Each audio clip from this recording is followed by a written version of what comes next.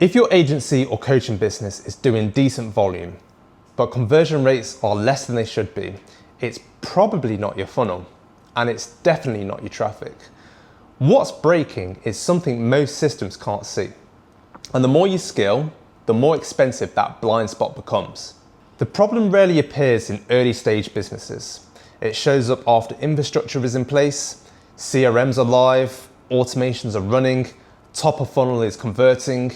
From the outside, everything looks healthy, but inside the system, good leads stop moving forward cleanly, not with objections, not with complaints, they just disengage. And that's the signal most people misread. Good agencies and coaches are excellent at handling volume. They store contacts, trigger messages, they move people through stages, but almost everyone makes the same quiet assumption, that the same automated generic emails are enough to convert. Automated generic emails are great reminders, but terrible conversion methods. However, personalized emails are great reminders and much better conversion methods. And those are two very different outcomes. The breakdown almost always happens in the same narrow window.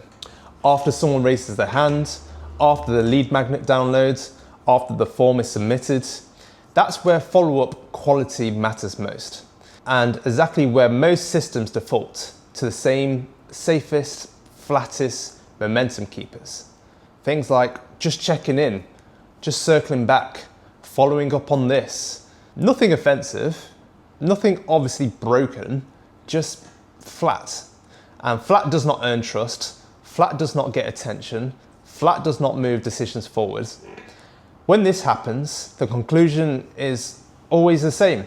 We need more leads, we need better ads, we need to push harder at the top.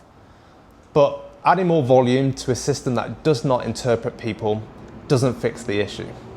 It amplifies it.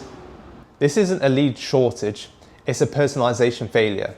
Not at surface level, but a structural one. Most emails have terrible personalization. Names, fields, surface level behaviors, but they don't personalize context. They don't understand the decisions someone is actually making, what they're hesitant about, or why now feels hard. CRMs weren't built for that. Email platforms weren't built for that. They move data, they don't make human judgments. That's why the friction increases as businesses grow, as volume rises, as margin for generic communication disappears. You either slow down to stay relevant, or you speed up and lose context.